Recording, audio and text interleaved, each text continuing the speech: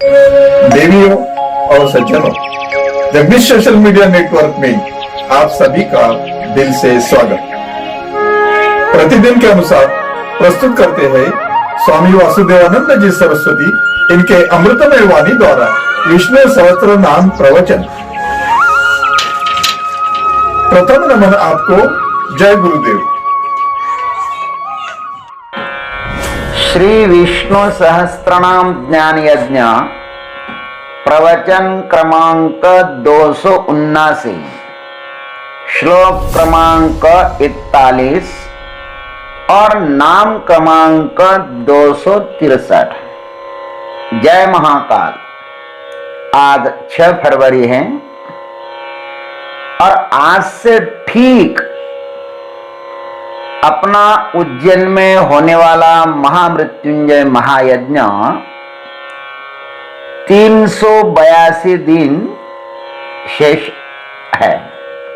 जय महामृत्युंजय महायज्ञ।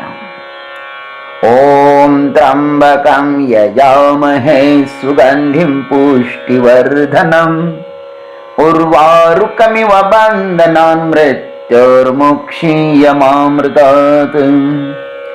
सदाशिवसमारम्भान् शङ्कराचार्यमध्यमाम् अस्मदाचार्यपर्यन्तां वन्दे गुरुपरम्पराम्। शान्ताकारं भुजगशयनं पद्मनाभं सुरेशं विश्वाधारं गगनसदृशं मेघवर्णं शुभांगं लक्ष्मीकान्तं कमलनयनं योगिभिर्ध्यानगम्यं वन्दे विष्णुं भवभयहरं सर्वलोकैकनाथम्। वृषाहि वृषभो विष्णुः वृषपर्वा वृषोदरः वर्धनो वर्धमानश्च विविक्तः श्रुतिसागरः। ओम विविक्ताय नमः। ओम तत्सत। परमात्मा संसार रूप से बढ़ने वाला और स्वयं बढ़ने वाला भी है। बढ़ाने वाला भी वही है और बढ़ने वाला भी वही है। इतना होने के बाद भी वह परमात्मा इन दोनों से अलग है। अब उसे विविक्त इस नाम से कहते हैं। संसार से पृथक रहने वाले, विविक्त का अर्थ है संसार से पृथक रहने वाले। भाष्यकार इस पर कहते हैं इत्थं वर्धमानोपि पृथक एव तिष्ठति इति विविक्तः। इस प्रकार बढ़ते हुए भी पृथक ही रहता है।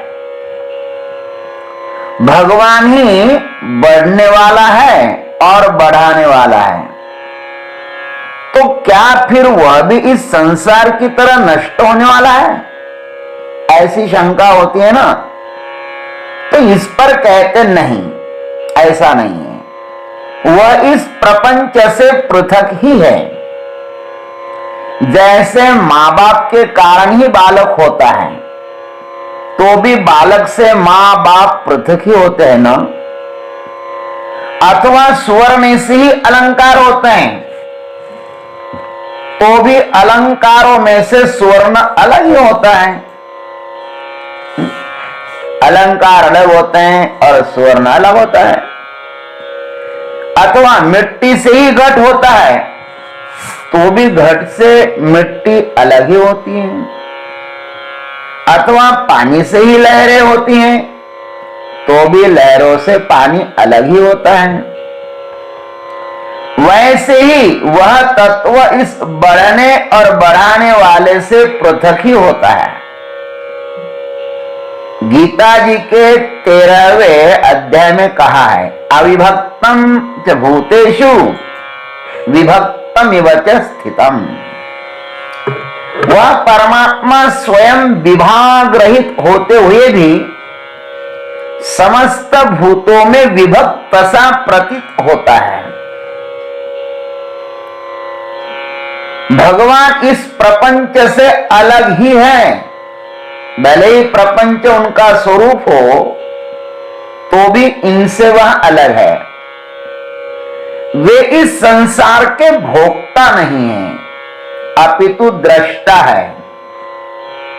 इसको समझना थोड़ा कठिन है, लेकिन थोड़ा अंतर ध्यान हो जाएंगे तो समझ में आ जाएगा।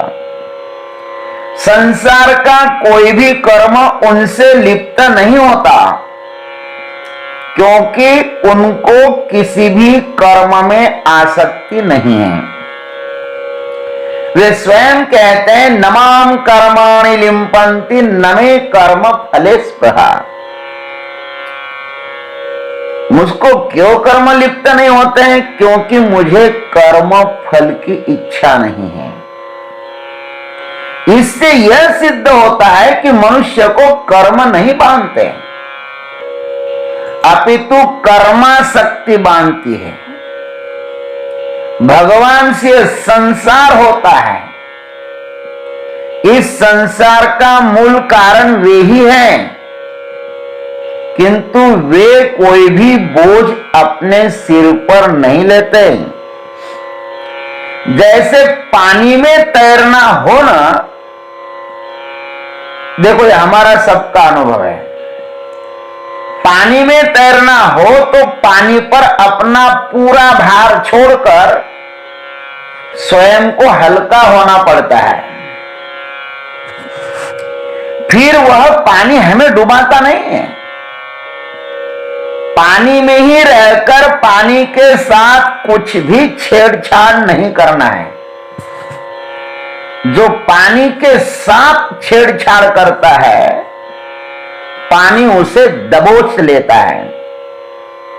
यह संसार भी सागर की तरह ही है। इसमें रहकर सिर्फ तैरना सीखना है। जिसको तैरना आ गया वह इस भवसागर से तर गया। पानी ने अपनी तरफ से आज तक किसी को भी डुबाया नहीं है।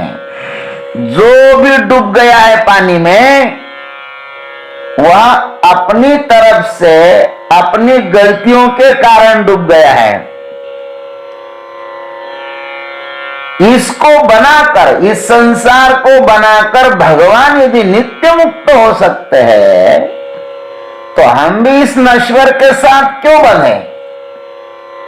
भगवान ने तो स्वयं ही कहा है ना कि सर्वधर्मान परित्यज्य मामेकम शरणं व्रज अहम त्वा सर्व पापेभ्य मोक्षयिष्यामि मा शुचः। अरे बाबा, जो चीज अपनी है ही नहीं तो उसे पकड़ने से क्या मतलब?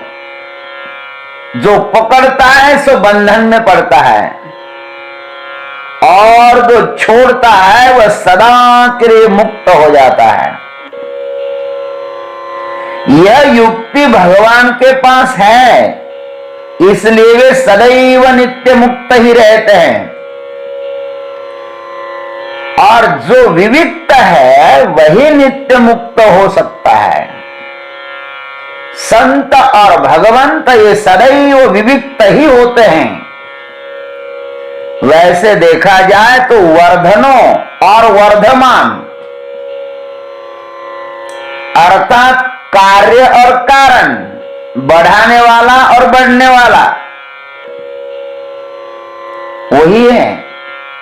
तो भी ये कर्तृत्व का बोझ अपने ऊपर नहीं लेते, कर्तृत्व का बोझ ढोते ही नहीं। वे कहते हैं इस प्रपंच का विस्तार मैं नहीं करता, यह तो मेरी माया करती है। मया अध्यक्षेन प्रकृति ही सूयते सचराचरम। मैं मात्र इस विस्तार का दृष्टा हूं, मैं इन सब से पृथक हूं। मैं विविक्त हूं, निर्लिप्त हूं, असंग हूं। इस प्रकार भगवान का स्वरूप यहां पे विविक्त है और विविक्त रहना यही सबकी नियति है। और दूसरों को पकड़ना ये नियति नहीं है, सदैव विविक्त रहो। भगवान को यही स्वरूप बहुत अच्छा भाता है। भगवान हमें भी इस स्वरूप के माध्यम से अपने हृदय में बैठ जाए, यही उनसे प्रार्थना है। जय गुरुदेव, जय जगदीश्वर, जय जय महाकाल। अभी आप सुन रहे थे स्वामी वासुदेवानंद जी सरस्वती इनके अमृतमय वाणी द्वारा विष्णु सहस्त्र नाम ज्ञान यज्ञ प्रवचन का अगला भाग लेकर कल सुबह फिर उपस्थित होंगे। हरिओम।